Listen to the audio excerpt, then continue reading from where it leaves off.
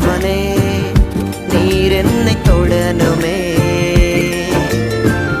கரம் தினம் என் மேல் படனுமே. தூயவனே நீர் என்னை தொடனுமே. கரம் தினம் என் மேல் படனுமே. எவர்களால் மிதிக்கப்பட்டேனோ அவர்களால் மதிக்கப்பட்டேனே. எவர்களால் மிதிக்கப்பட்டேனோ அவர்களால் மதிக்கப்பட்டேனே. இன்னும் உடைகிறேன் நான் இன்னும் உடைகிறேன்.